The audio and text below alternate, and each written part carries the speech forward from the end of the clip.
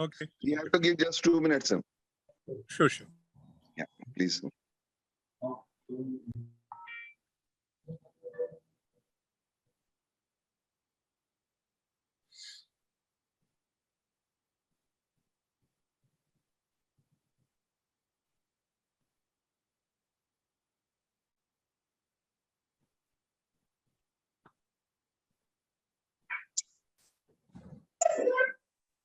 Hi, everyone.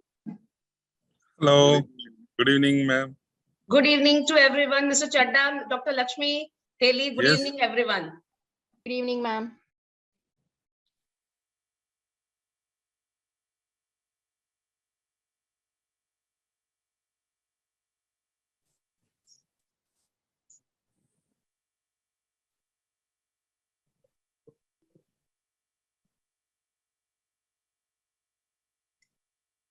Ellie, shall we start? Yes, sir, we should. Good evening. Good evening to all of you. And it's the 21st episode of Secrets of Neurology. I welcome you all for this 21st episode of Secret of Neurology. Today, the team of SMS Medical College Jaipur will present their program with their case. As you know, the Secret of Neurology is the program which was designed by our course director, the legends Dr. Sudhir Shah sir and Dr. Lakshmi Narasimhan sir. And it's the total flow of the event that the total event that will be completed in 1.5 hours, and we will close this session by 9:30 or 9:35. And it's a privilege to introduce our course director. The first course director is Sir Dr. Sudhir Shah sir. He is currently affiliated with the professor and HOD, NHL, MMC, and SVP, IMSR, Ahmedabad, Director of Neurosciences, Sterling Hospital, Ahmedabad, and consultant neurologist to HE, the Government of Gujarat, and past executive committee member at Indian Academy of the Neurology and advisory to World Yoga Foundation. And the interest of the sir is in stroke and neurodegenerative disease and epilepsy. And further to this, it's a privilege to introduce our second course director, Dr. none other than Dr. Lakshmi Narasimhan sir. Sir has got a lot of awards and affiliation. And for the first award, that the Pele advisor from the in 2007, A.B. Baker's Award for Global Best Teacher of the American Academy of Neurology, Best Paper Award of the American Academy of the Neurology, and American Indian Neurology Association 2009.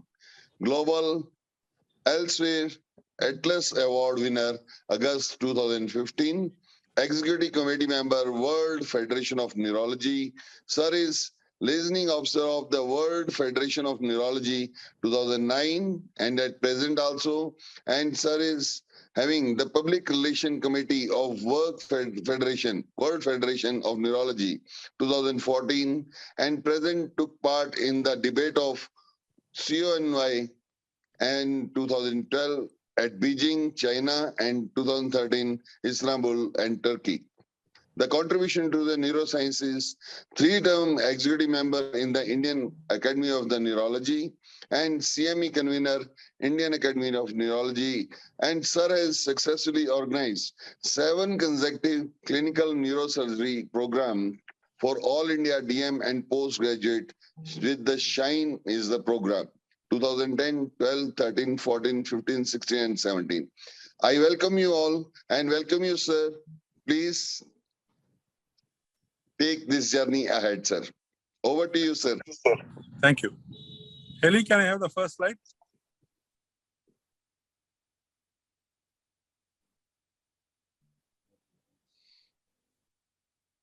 Welcome to Dr. Pankaj Sharma, the Senior Resident in SMS Medical College, Jaipur. Welcome to Dr. Ashish Pemawat, a Senior Resident in SMS Medical College, Jaipur. and Dr. Ishreen Ahuja, a senior resident of SMS Medical College, Jaipur, belonging to the team of Dr. Professor Bhavna.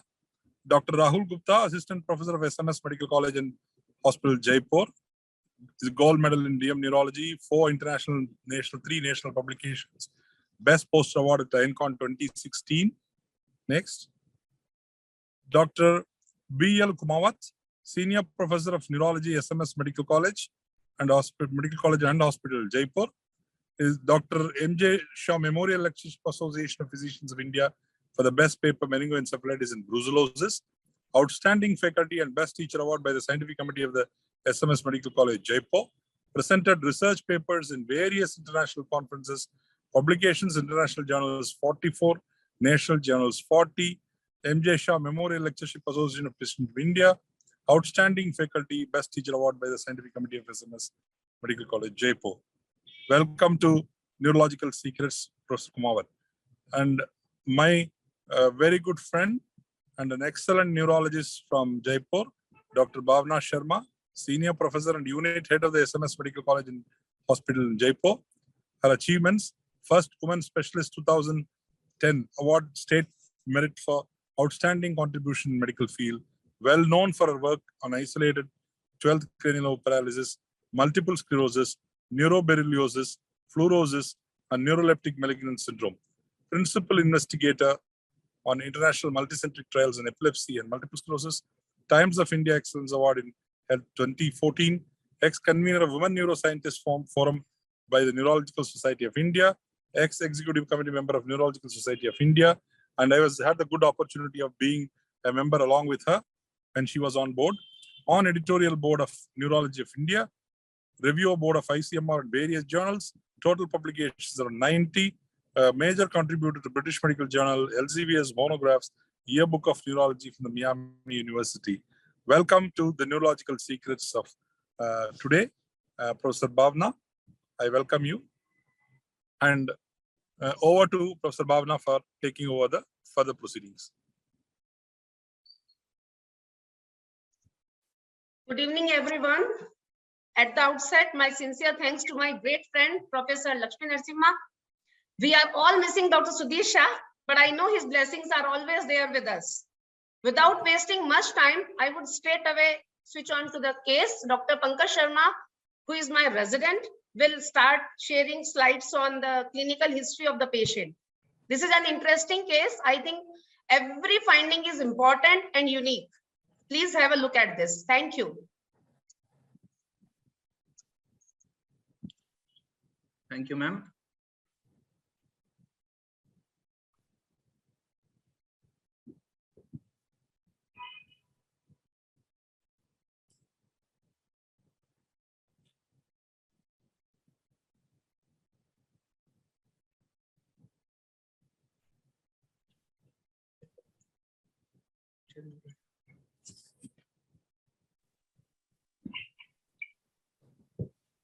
You can share your screen. Just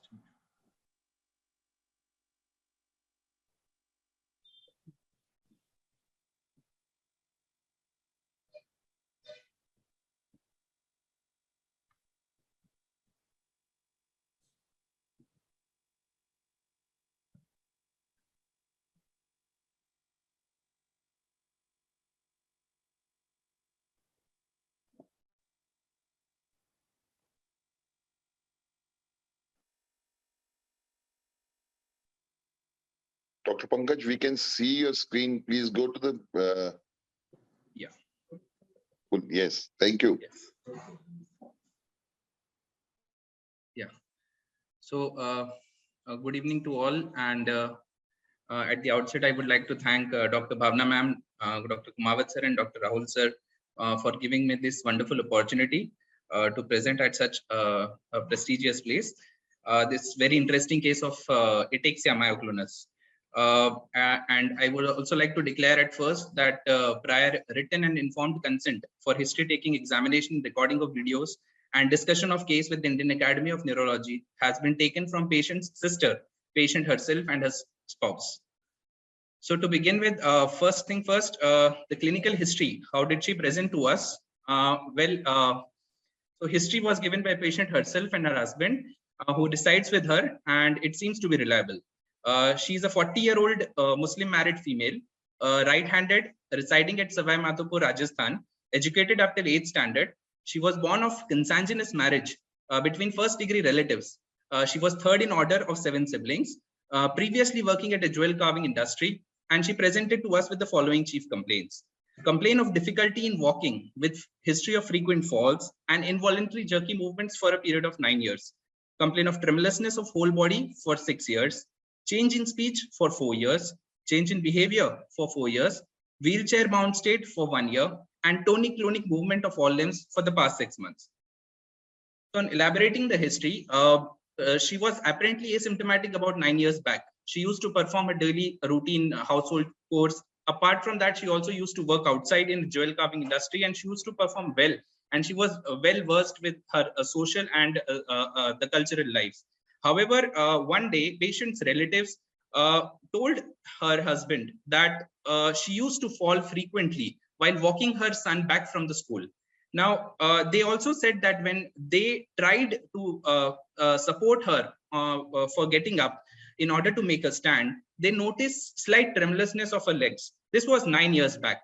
And on inquiring with her, she said that on walking for far distance, sometimes she feels as if her feet, they are glued to the ground and she falls in the front. She also feels that sometimes her feet, they are not placed as she intends to, and they move side to side. So when her husband accompanied her, he noticed that she was walking, bending forwards, and also that a sudden, brief, jerky movement was followed by a forward fall. He also noticed her to sway on either sides while walking. Her husband also recalls that once, while calling her, while she was working in the kitchen, her work was interrupted with a sudden, brief, jerky movement such that the utensil, it fell off her hand. Gradually, her difficulty in walking increased with more frequent falls and increased jerks. However, it was not associated with any complaint of difficulty in squatting, getting utensils from overhead shelves, difficulty in gripping objects, or in wearing slippers. This difficulty persisted throughout the year, throughout the day and night, and did not increase on walking in the dark. No history of jerks during sleep, no history of any burning, numbness, or cotton wool sensations, and no history of loss of consciousness, blackouts, urinary or stool incontinence, or palpitations. Subsequently, for the past 6 years, patient developed complaint of tremulousness, first noticed in her legs on attempting to stand. Now, these complaints, they gradually increased such that they started occurring even on walking as well as while standing still.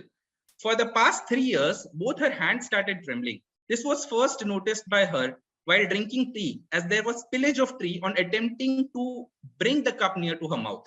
She also started having difficulty in rolling chapatis, and when she tried to place it on the tawa, it used to fall partially outside the tawa. These movements were briefly interrupted by sudden, jerky, rapid movements of whole body, during which the roller used to fall off her hand. And these disappeared during sleep and rest and were increased with any movement, touch, sound, or change in posture. About 4 years ago, her husband also noticed change in her voice, such that she started speaking soft, slow, slurred, and with intermingling of words with occasional pause in between. Her speech was intermittently explosive in nature, often accompanied by a sudden brief jerk of the entire body. This progressively worsened. However, she was able to understand, read, and write properly. Change in behavior for 4 years. So about 4 years back, while they were sleeping on the terrace, one night she started screaming that some person is standing in front of her. And when her husband saw, there was nobody. For the next 6 months, patient did complain of someone knocking on the door, someone sitting beside her, or stealing things from her house when no one existed. Simultaneously, her behavior changed to the extent that she started getting angry and distracted on minor provocations. Husband also noticed her inappropriately laughing and crying at times. Her husband also complained that her proportion of adding spices to the food was faulty, due to which the food that she started cooking used to taste bad. Now, for the last 6 months, she had started using abusive language to her children, which she never previously has used.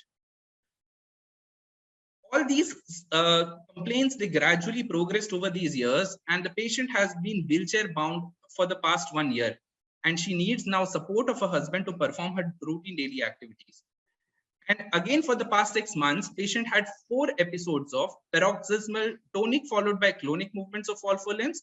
This was associated with teeth clenching, uprolling of eyeballs, and it was followed by altered sensorium lasting for approximately 10 to 15 minutes. So what is the present status? At present, patient speech is understandable. She can sit without support and can perform minimal household chores that includes dusting and washing utensils. However, she is currently wheelchair bound, and she needs assistance of her husband in order to stand and walk, change clothes, as well as eat food without spillage. She had stopped cooking food for the past 8 months and stopped carving jewels for the past 8 years. Now, there is no history of headache, vomiting, no history of double vision, dimness of vision, blurring, or difficulty in hearing. There is no history of difficulty in chewing, swallowing of food, or any nasal regurgitation. There is no history of tingling, numbness, or burning sensation. No history of any urinary or stool incontinence. Also, there is no history of palpitation, lightheadedness, or blackouts. No history of any drug intake or toxin exposure. No history of frequent episodes of diarrhea, weight loss, or rash. There is no history of jaundice or recurrent abdominal pain. There is no history of worsening of these complaints on fever, and there is no history of recurrent focal neurological deficit. On elaborating past history, there is no history of trauma or head injury. She is not a known case of diabetes, hypertension, or ischemic heart disease. She has no previous history of tuberculosis, jaundice, stroke, or any other major surgery. Treatment history: for the past 5 years, she was admitted with us for multiple times and was in the process of diagnosis. However, she was always evaluated under financial constraints and given symptomatic treatment as and when required. When we talk about personal history, she is a non-vegetarian by diet with adequate sleep, adequate bladder and bowel movements. She is sexually active with no history of sexual promiscuity in her or her husband. There is no history of any illicit drug abuse. OBS and menstrual history: she is a gravida 2, para 2 with both the child well alive without any history of abortions. And she has a normal menstrual history. Family history: her family comprises of 4 members. She, her husband, and 2 kids. Apart from that, she was born of a consanguineous marriage. There were 7 kids. Her sister, elder sister, who is 1 year elder to her, suffers from similar complaints. She suffers from frequent falls, change in speech, abnormal involuntary jerky, brief body movements, and tremulousness. Again, her history duration is for the past 11 years. This is the video of her sister that we could get.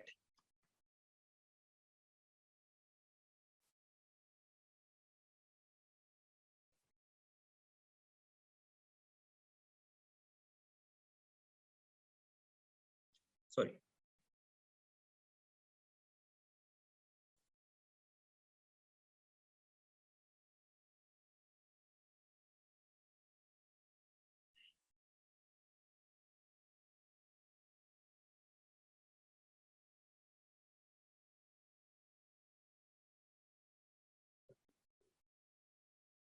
So what over here we could see is she had complaint of tremulousness in all 4 limbs, even in sitting position, which got exaggerated when she tried to stand, predominantly in the lower limb. It was also briefly multiple times interrupted with sudden jerky movements of all 4 limbs. On analyzing the family tree, the patient was born of consanguineous marriage between first-degree relatives. Her parents were cousins, first-degree cousins, and they had 7 kids, out of which she was the 3rd one. And she is married to a 50-year-old nil premorbid man, and both of them, they have 2 kids who all 3 of them being rest being asymptomatic. Her elder sister, now who is 41 years of age, her being 40 years, she has these complain of similar symptoms for the past 10 years. And she also has, she is born in non-consanguineous, she is married in a non-consanguineous way, and none of her kids have any similar complaint. So To summarize the history entirely, she is a 40-year-old right-handed Muslim married female. She was born of a consanguineous marriage, and she presented to us with insidious onset, gradually progressive illness for the past 9 years. It started with difficulty in gait, with history of frequent falls, along with sudden shock-like movements of all 4 limbs. It was also associated with tremulousness of all limbs, change in speech and behavior, with history of hallucinations, executive dysfunction, and infrequent seizures, making her wheelchair bound and dependent for daily routine activities. This with a positive family history of similar illness in her elder sibling. Now moving further, for the clinical examination, I would like to invite Dr. Ishreen Ahuja.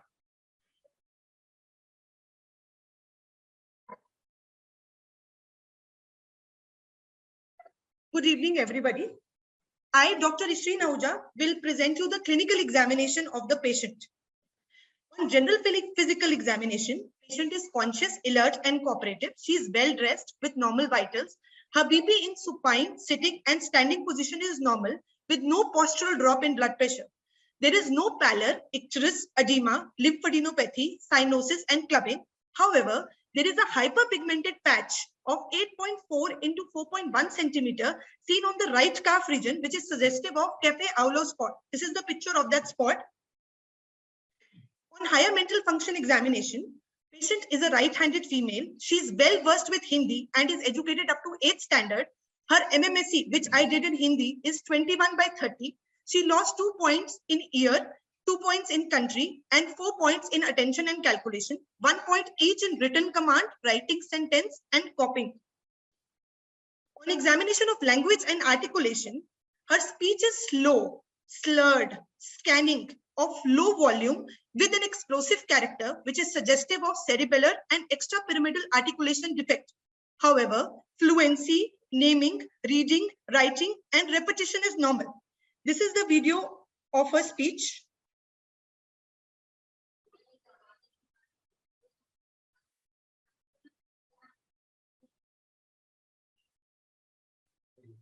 Her memory is normal. She scored 10 out of 18 on FAB. She lost 3 points in similarities, 3 points in lexical fluency, and 2 points in go no-go. Rest of the parietal, occipital, and temporal lobar functioning testing is normal. On cranial nerve examination, on extraocular movements, the range is normal. There is a gaze-evoked nystagmus present on the right side. On examination of the saccades, the horizontal saccades are normal. However, on examination of the vertical saccades, round the house sign is seen. Her pursuits are smooth, optokinetic nystagmus is normal, and vestibulo-ocular reflex is normal. Her fundus is normal. Rest all pair of cranial nerves are normal on examination. This is the video depicting the round the house sign seen on examination of the vertical saccades.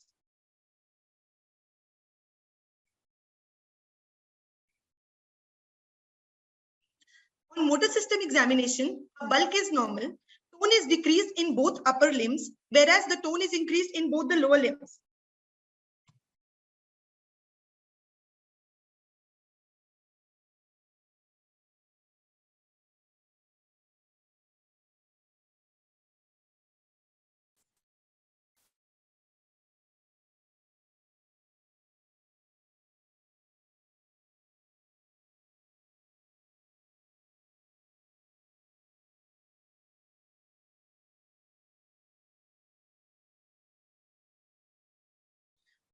Power is decreased in both upper as well as lower limbs. Deep tendon reflexes are brisk in both upper limb as well as lower limb, except ankle, where there are 2 class. Plantar is bilaterally flexor. Rest all superficial reflexes are normal, and jaw jerk is normal. Sensory examination is normal. On cerebellar examination, there is a gaze-evoked nystagmus present on the right side. The speech is scanning. Titubation is absent. There is hypotonia present in both the upper limbs. Finger, nose, finger, and finger to finger is bilaterally impaired. Rebound phenomena is bilaterally present. Dysdiadokinesia is present bilaterally. Knee heel shin is bilaterally impaired. Pendular knee jerk is absent, and toe to finger is bilaterally impaired. This is the video of her cerebellar examination.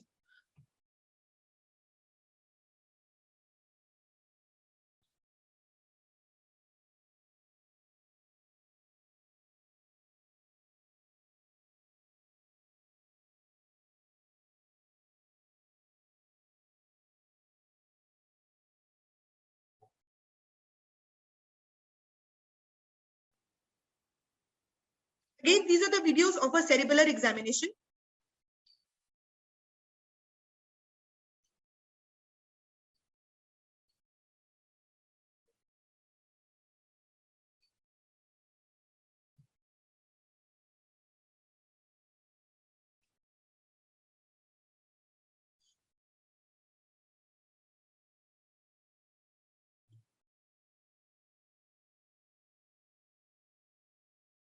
Coming to the extrapyramidal examination, a blink rate is normal. There are no mask-like facies. Glabellar tap test is normal. No bradykinesia is present. Cogwheeling is absent. However, striatal toe is present.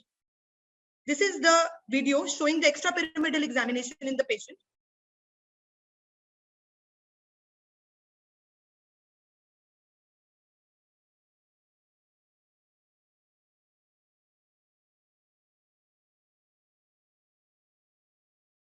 Frontal release signs are absent and skull and spine is normal. Coming to the gait of the patient stands with 1% support, with a wide-based, stoop-forward posture and with hands on the side. She walks with a wide base, decreased cadence, short steps, reduced ground clearance, stooped forward posture with eyes glued to the ground, decreased associated arm swing. And this gait is interrupted by abnormal, involuntary, brief, jerky, generalized body movements, and she needs multiple steps to turn. This is the video depicting the gait of the patient.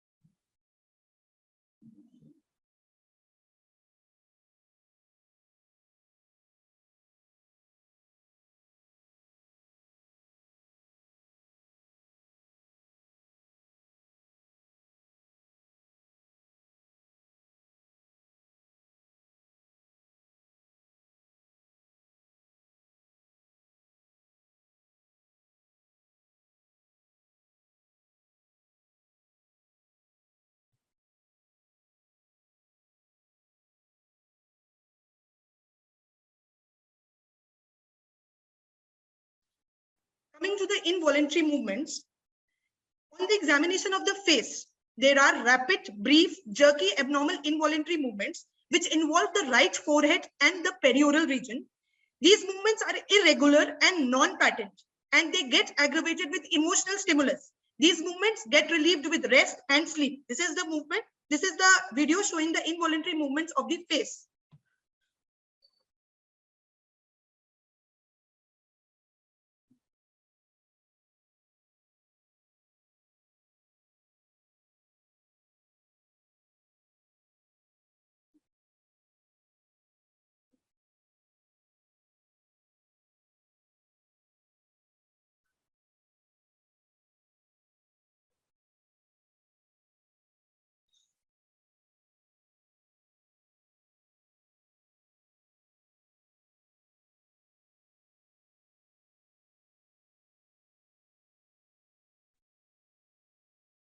This is the video depicting the involuntary movement involving the perioral region.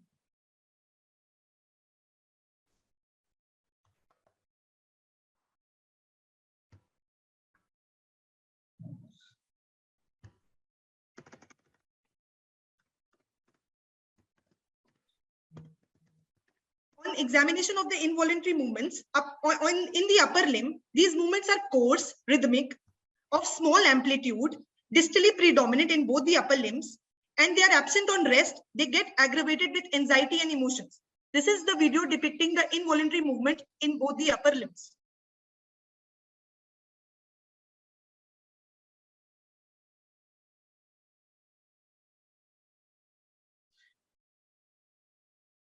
Coming to the involuntary movements in the lower limb, these movements are rapid, brief, jerky, abnormal involuntary movements which involve all four limbs as well as trunk symmetrically and synchronously. These are irregular, non-patent, and they come in paroxysms with variable frequency, amplitude, and direction. These are non-suppressible with no premonitory urge or sensation, and these movements occur mainly on action. They get aggravated with emotional, tactile, and auditory stimulus, and they get relieved with rest and sleep.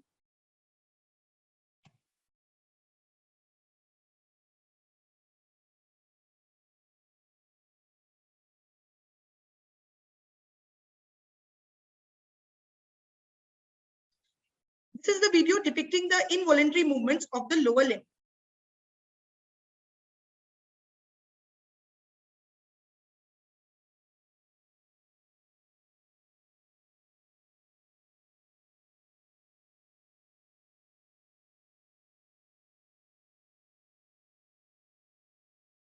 This is the video. Now I will like to show you the video depicting auditory stimuli exaggerates the movement. As I open the door, this involuntary movement gets exaggerated.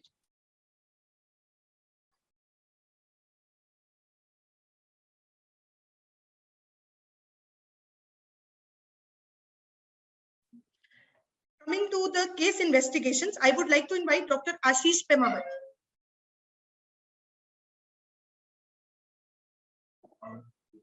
Good evening, everyone, and thank you, Shin ma'am. Now I would like to discuss investigative workup for this case. So during routine clinical workup, investigative workup, hemogram as well as renal function and liver function tests were within normal limits. Other investigative including thyroid function test and anti-TPO antibodies were also within normal limit. And for vitamin B1, B12, and vitamin E level were also within normal limit. We also sent tumor markers to rule out paraneoplastic etiology, including CA, CA125, AFP, which were also negative. ANA and ANA were also negative. Anti-TTG was sent to rule out celiac disease, which was negative.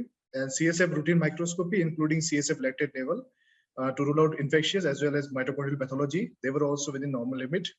Serum ceruloplasmin was sent and to rule out Wilson disease, which was also within normal limit. And urine routine microscopy was normal. We also got an USG abdomen and pelvis done, which was normal. BERA and BP were also within normal limit. Slit examination did not reveal any KF ring. NCS all four limb was both sensory motor were within normal limit. EEG was normal, and CCD chest and abdomen also did not reveal any evidence of any malignancy. This is the MRI image of the patient, revealing slight cerebellar atrophy, prominent interfolia. Now I would like to invite Dr. Rahul Gupta sir to discuss further case analysis and differential of this patient. Thank you.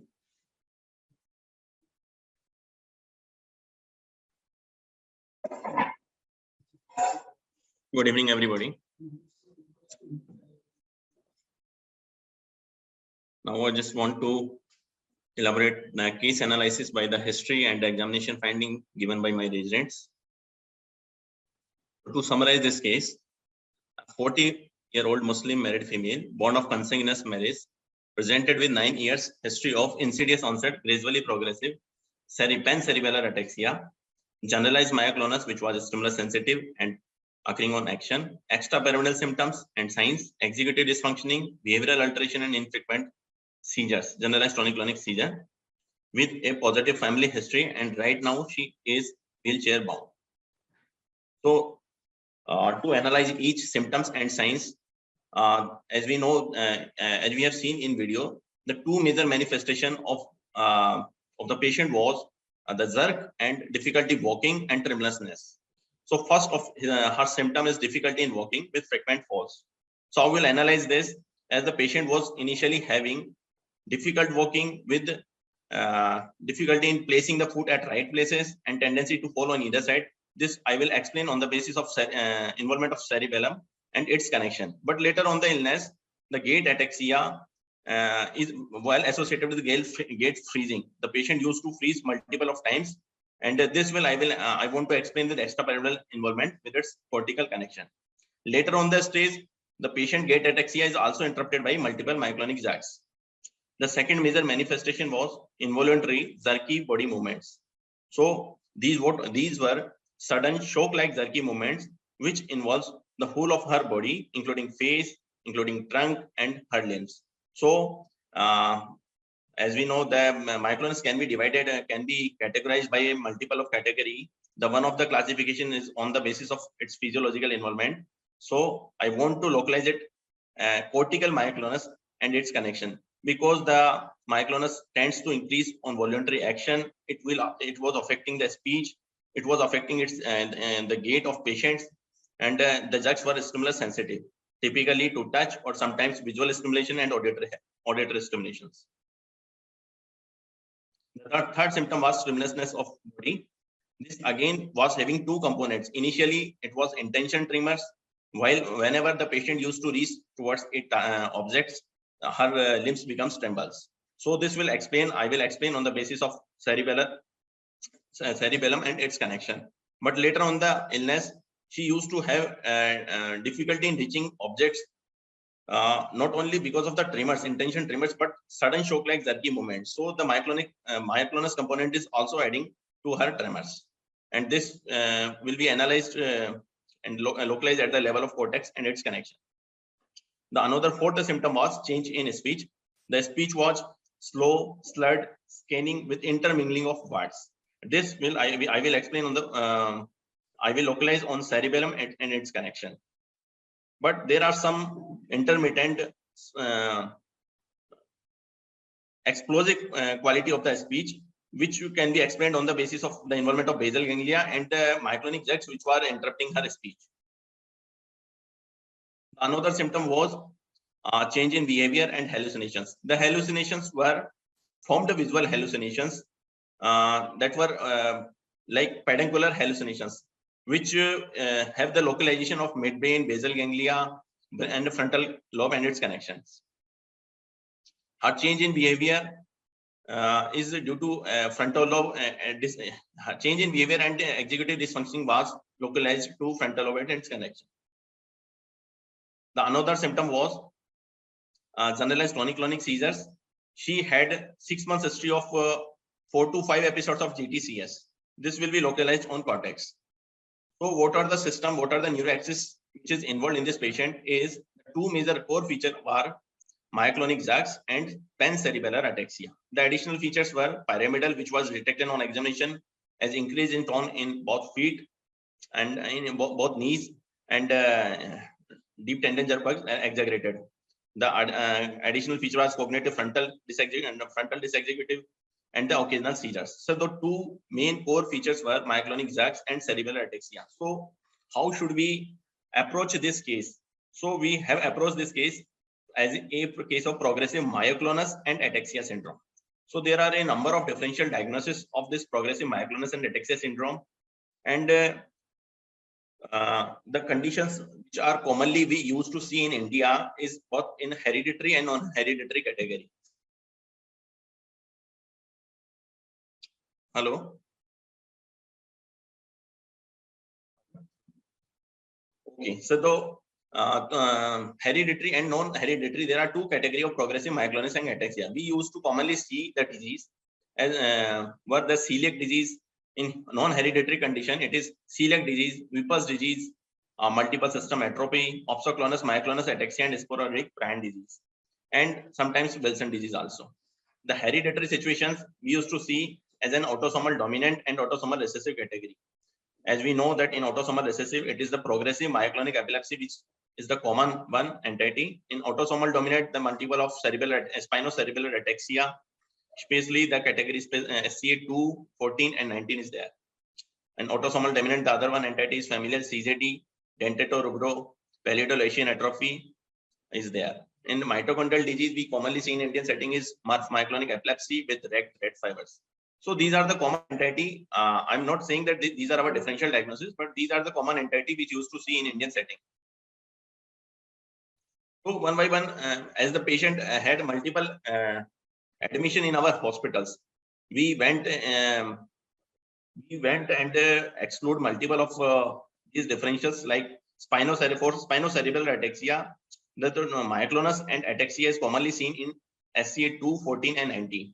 As we know, there is 14 and 19 is usually associated with point mutation, and we can diagnose on SCA panel 1, 2, 3, 6, 7, 12, and 17. So these SCA panels were negative, but we are not sure of 14 and 19. And the category is autosomal dominant, but our patient is having family history which is horizontal nature, suggestive autosomal recessive. So these were out of question. The another familial CZD, the duration of illness is usually short. Our patient is having 9 years of illness and still she is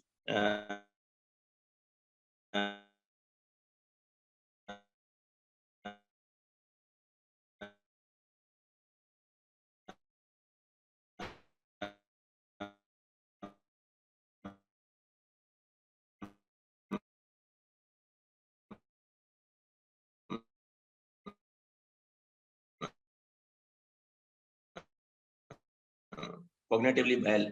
So she patient was not there. So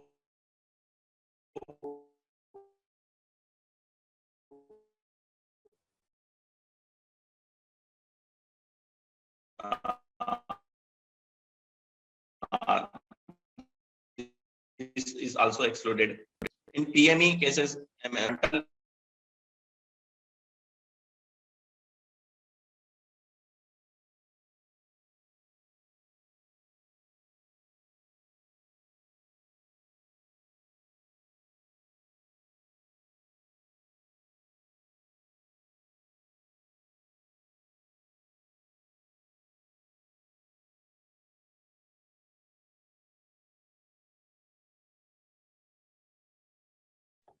I think there is a technical error.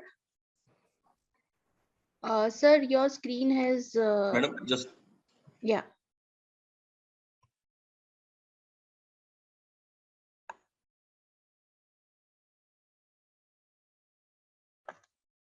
So screen visible. okay, ma'am.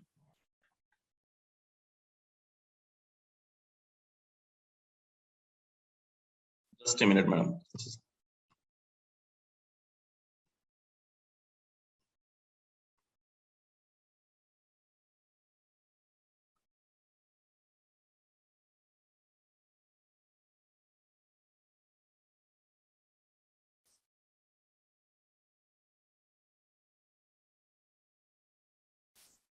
Now, is it visible?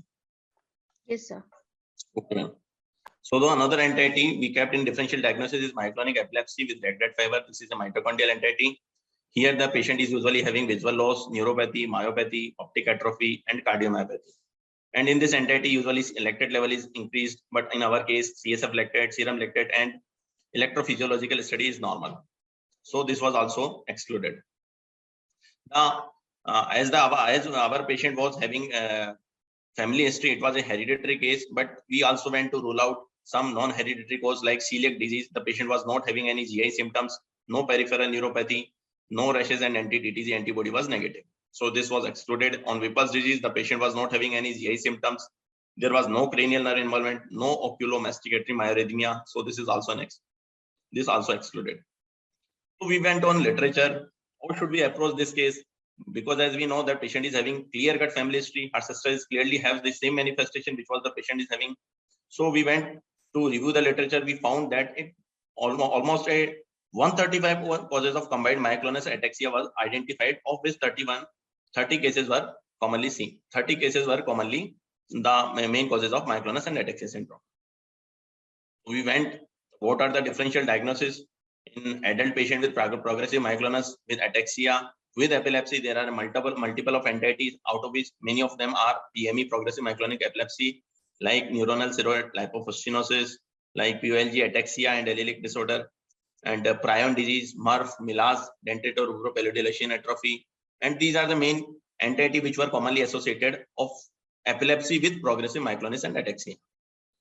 The entity which is PMA without either with this infrequent seizure or without any epilepsy, the entities commonly described are of SCA, SCA2, SCA14, and SCA16.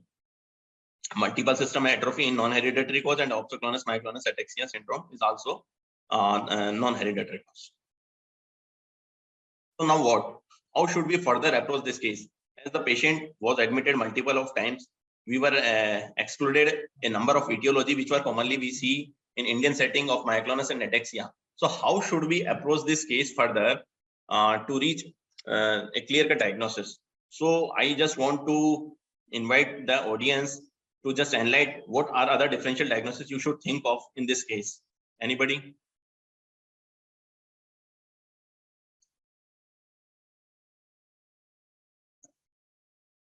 So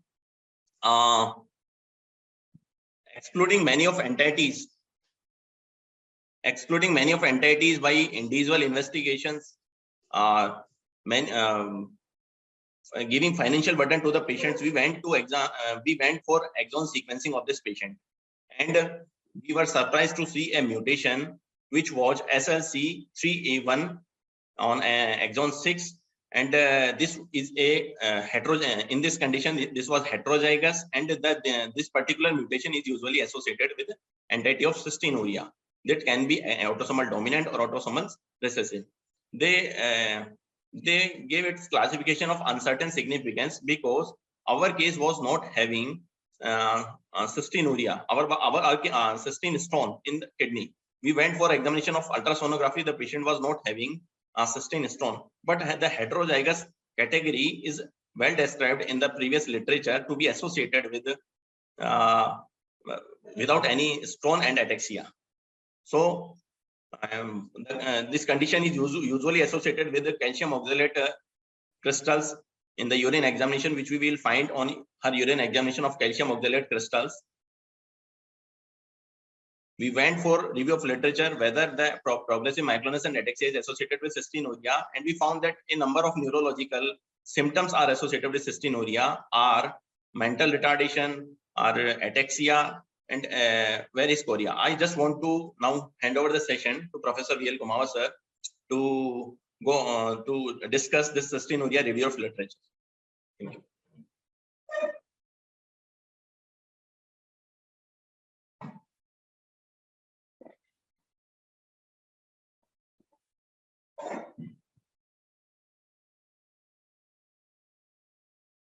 Good evening, everyone. Thank you, Dr. Narasimha, for welcoming me. I was expecting that from viewers that there must be some differential in their mind. And Dr. Rahul, before the diagnosis, he disclosed the diagnosis. Actually, we were not able to make the correct diagnosis, or we were not able to approach to the diagnosis without this genome sequencing. And we surprisingly know that this was the case of cystinuria with neurological manifestation, without cystinuria and lithiasis. Before reviewing the literature, I would like to give some overview over the cystinuria. Cystinuria is a genetic and autosomal recessive metabolic disorder where there is a defect in the transport of cysteine and the dibasic amino acids ornithine, lysine, and arginine, collectively known as acronym as COLA, in the renal proximal tubules and gastrointestinal tract, which leads to the hyperexcretion of cysteine in the urine. Normally, there is 30 milligram per day excretion of the cysteine in the urine, and when it is cystinuria, it is more than 400 milligram per day. It is usually associated with the in 80 to 90% of the cases, cystinuria is associated with the renal stones or stones in the bladder. The prevalence of cystinuria is globally 1 per 7,000 population, and it varies from 1 in 2,500 to 1 in 1 lakh, depending upon the prevalence. Genotypically, it is divided in two types, type A and type B, and also nowadays type AB, where there is a homozygous mutation in SLC3A1 gene, which is located on chromosome number 2p. Type B is mutation in homozygous SLC7A9, which is located on chromosome number 19. Now, these two types are usually associated, when they are homozygous, they are usually associated with only lithiasis and cystinuria.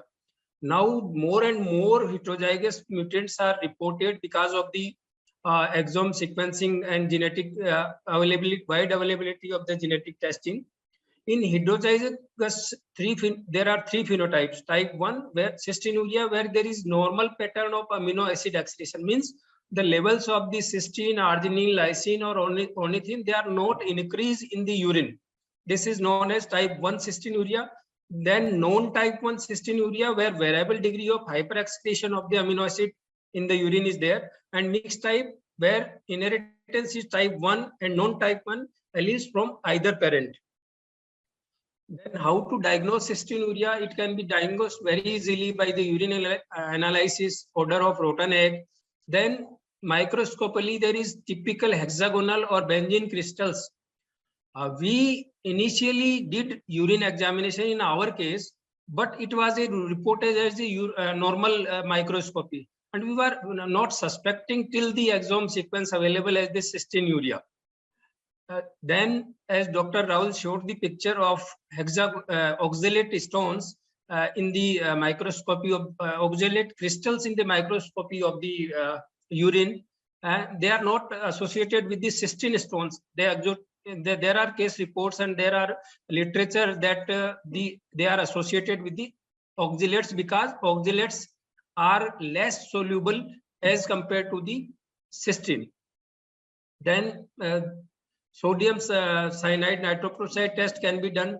Then by the proton nuclear magnetic resonance spectroscopy of the urine and various imaging studies, it can be diagnosed. I have reviewed the literature in two groups, where the cases were not genetically proved and where the cases were genetically proved. In the literature search, I could not found any case report from the India with the neurological manifestations and cystinuria. And in literature also, only case reports, except few series of 10, 19 and 7 cases, which I will discuss. Initially, the neurological manifestation described in 1996 was benign myopathy and dwarfism, and then mental retardation and psychiatric manifestations were reported. Then in 1971, Banerjee et al. Reported a SACD-like clinical picture where there is posterior column and pyramidal both were associated, and this 23-year male, he presented as multiple sclerosis type picture. Then DMAR, they reported as spastic paresis, similarly with incontinence of the urine. In the classical SACD, we see that the urine involvement, bladder involvement is not there. Then paroxysmal dyskinesias in two brothers were reported, and increased incidence of migraine was also reported. Then in Charles, they also reported by the Charles multiple sclerosis type phenotype. And from the Japan, Swada and Tankia in 1991 reported cerebral ataxia and cerebral atrophy first time, but in 1991 they did not go for the genomic sequencing.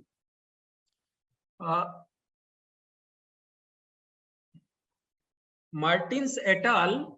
In 2008, they published a paper where they discuss hypotonia cystinuria syndrome, which were of two types, classical and atypical, and 2p21 deletion syndrome.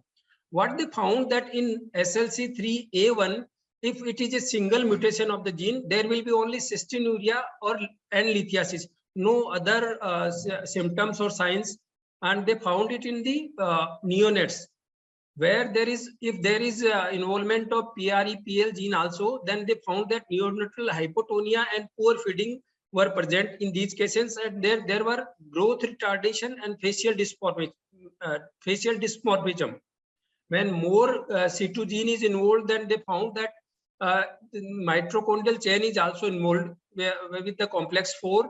And when there is deletion of SLC3A1 gene, PREPL gene, and C2 and PM1B protein gene, then there is involvement of severe involvement of the psychomotor retardation and complex mitochondrial complex. And they also found in these deletion syndrome increased lactate, increased incidence of the neonatal hypocalcemia and neonatal convulsions. In 2016, D. Rosas reported a case of the deletion where the clinical features of this syndrome were facial dysmorphism, low set ears, arched eyebrow, ectodermal dysplasia, cutis aplasia of the scalp, and malposition of rudimentary teeth. Growth retardation, neurological features were seizures and some genitourinary anomalies. Elevated levels of cystine and lysine in the urine, but no urinary tract stones. Here they also reported that the levels may be elevated, but there was no urinary stones. We compared our case from the genetically proved two cases, one from the Japan and one from the Korea. From Korean, it was reported in 2010, and from Japan, it was reported in 2016. What we found that all except the Korean boy, our patients were of 40s, and in our case there was a positive history or suggestive of autosomal recessive inheritance, and the onset was in Japanese case, it was only 1 year they detected, and in our case, we could able to detect in 9 years. The different clinical features in our case was probably the first to report is the myoclonus, gate freezing, frontal disexecution, and round the house phenomena, which were not earlier reported. It was reported in only PSP and Niemann-Pick disease, Niemann-Pick disease C type, and in our case, the hypotonia was present in upper limb, and the spasticity there was differential tone involvement, and our case has 3-4 episodes of generalized tonic-clonic seizures also. In MRI, there was only mild cerebellar atrophy.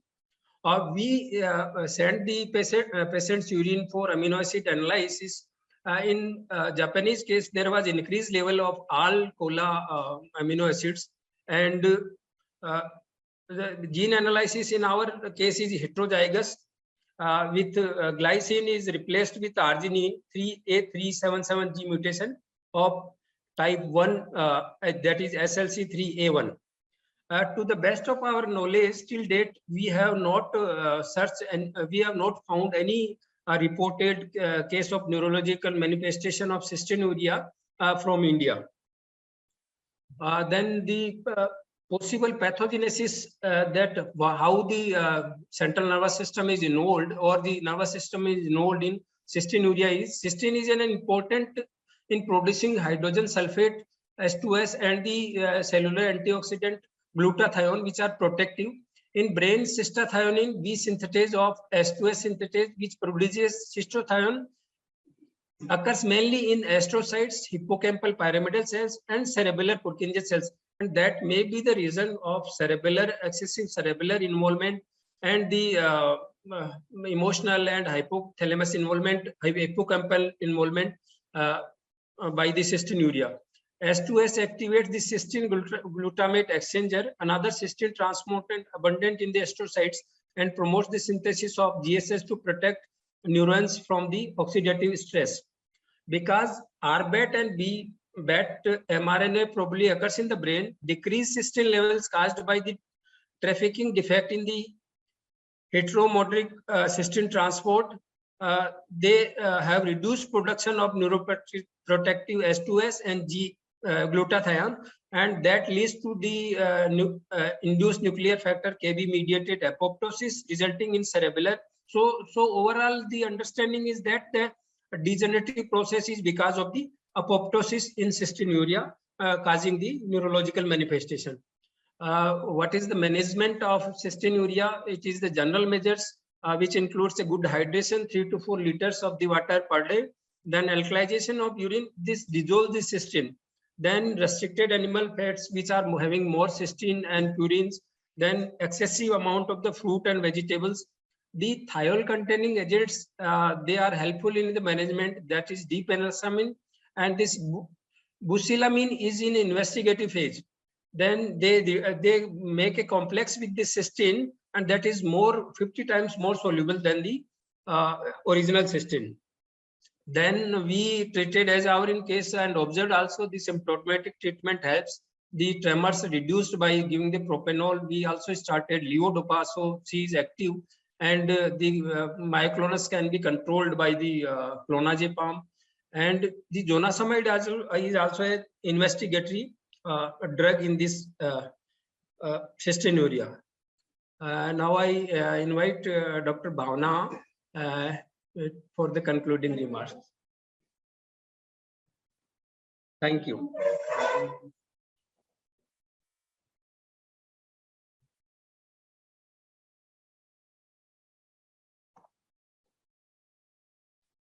एक बार मेरे को photo मेरे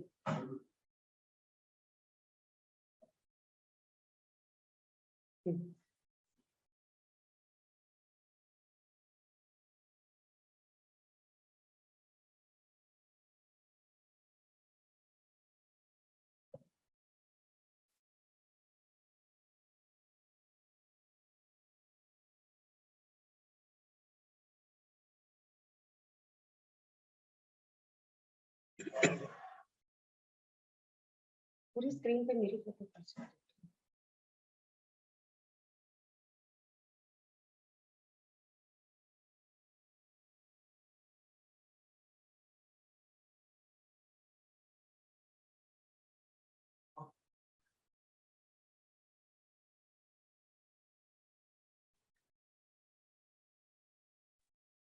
Abby, can you help, ma'am? Yeah. Ma'am, you require. Actually, I want to see all of you, so I'm just waiting for my pic to be there on the screen, and who else is there so that I can interact. Heli, you can unscreen the slides. But sir, she will need the slides to speak, no? No, I don't have any slide. I will just interact. Yeah. Okay, You, okay, you okay. just okay. unshare the slides. Yeah. Yeah, good evening, everyone. At the outset, I would thank Professor Lakshmi Narasimha, my all-time great friend, for giving our team this opportunity. SMS team is really thrilled to present this case. And I tell you, actually, when we thought of presenting a case, there were many cases which came in our mind. But then this patient was admitted at the same time in our ward. And for last 9 years, she had the problem. For last 2-3 years, she got admitted in my ward many times. And every time we made the diagnosis of spinocerebellar ataxia. But we just became clear only when we sent this genome sequencing. So my summary conclusion is that every case who has history of chronic ataxia lasting for many years, often we think that this is spinocerebellar ataxia and no other diagnosis comes in our mind. But this was a peculiar case wherein other than this ataxia, she had multiple neuraxis involvement and the symptoms were increasing. The inheritance was like that. So after ruling out every possible entity, as Dr. Rahul Gupta and Dr. Kumawat mentioned, we thought of sending the sample for exome sequencing. And to our surprise, the diagnosis was very peculiar, not yet described from India. It's an heterozygous mutation. I just read a few queries in the chat box also that has the genome sequencing for the sister being sent? Yes, we have sent it. We have also sent the urine sample for the patient. The report is supposed to come in a day or two. We will update Dr. Lakshmi regarding the report also. And this is the first case of cystinuria, possibly. I won't say because still we are waiting for the genome sequencing for the sister and the urine cystine level reports. But I think this is the first case from India with heterozygous mutation and such severe phenotype, I will say. First time, the myoclonus and then psychiatric symptoms. Because I have read the literature, many cases of, before this case now, we never went into literature for cystinuria because we never thought of any neurological syndrome with this amino acid abnormality. But then once we came across this report, then I reviewed the literature. And the literature revealed that there are many cases of cystinuria which gets admitted in psychiatric ward for hallucinations and psychiatric symptoms also. So this was all quite a news for us and the diagnosis was a surprise. Now I invite comments from Dr. Lakshmi and other participants. At the outset, I should my sincere thanks for presenting such an unique case, and it's a real learning curve for almost all the postgraduates across the country. They would have never seen such case and a wonderful disposition of the differential diagnosis and localization. As you know, that Neurological Secrets has a niche program, because I always find among the people, a lot of overseas students also attend. A lot of the people from the Southeast, Gulf, Greece, so many students attend, and they look forward to this program, and every institute presents their unique case so that this becomes a pearl of excellent neurological cases. And today's case will be one on the crown. My sincere thanks to Professor Bhavna Sharma and all her team for an excellent disposition of cystinuria. No, I'm sure, 100% sure that nobody would have had cystinuria in the differential diagnosis at any point of time. But your perseverance to find out what exactly is the cause has resulted in this diagnosis. My hearty congratulations to you and your entire team. And secondly, every one of you in the team deserves a lot of applause from the entire crowd. My hearty thanks to every one of you. My thanks to all the participants, and over to Arun Chadda for his concluding remarks. And if there are any questions from any other chat box questions which require, Madam has already answered most of them. I'll just check in the, no, there's nothing in the any other thing in the chat box. I'll just check up if there's any questions. One comment I would like to make, can I? Yeah, please. We had one case of Niemann-Pick type C in our department and we got it published few years back. And if Dr. Lakshmi remembers, in Shine program couple of years back, I was one of the judge in the case. And then also I discovered round the house sign in one patient of ataxia. And this patient came as surprise with cystinuria. Description of round the house sign is an unusual, rare thing. The diagnosis is rare. Many signs and clinical presentations are rare. So I'll just say that this is a case of its own kind, a rare one. Thank you. Thank you. Thank you. Thank you, And sir. there is one- Thanks. Thank you Thanks so a much. lot. And today it's really a great day that we are at the end of the 21st session of the Secrets of Neurology, which is the longest web series till date. And I, Arun Chadda, Associate Vice President of Intas Pharmaceutical, would like to propose a hearty vote of thanks to all the honorable delegates who blessed us with their presence in this last 21st month, and its audience like you that make the presentation awesome. Thank you very much for unwavering attention throughout this presentation. And I would like to thank our Honorable Course Director, Dr. Sudhir Shah sir, and Dr. Lakshmi Narasimhan sir for designing such a fantastic web series on neurology, which will be very helpful to all the DM and DNB students. We are very thankful to young neurologists, Dr. Pankaj Sharma, Dr. Ishreen Ahuja, and Dr. Ashish for presenting the excellent and unique case. Further to this, I would like to thank Dr. Rahul Gupta sir for presenting the case investigation and case analysis, and also Dr. B.L. Kumat sir for reviewing the literature and the case discussion. And thanks to Dr. Professor Bhavna Sharma ma'am, the HOD, SMS Medical College and Hospital, Jaipur, for providing such an important topic and the case and the learning to all the DM and DMD students, which is very helpful in their day-to-day case studies also. And further to this, once again, thank you for your gracious presence, and it's being a pleasure being with all of you today. Thank you all for your patience, and I wish you all a very good night now with this month. And we will meet again on 29th April 22 with yet another most awaited next session of Secret of Neurology. Till then, stay safe and take care.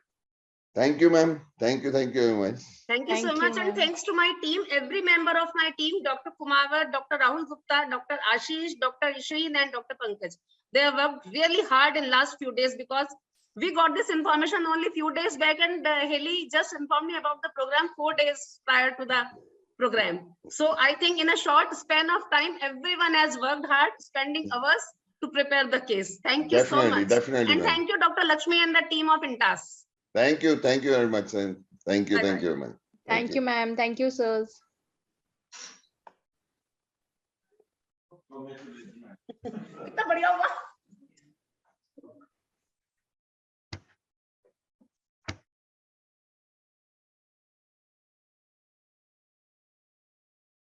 Rohit, we can end.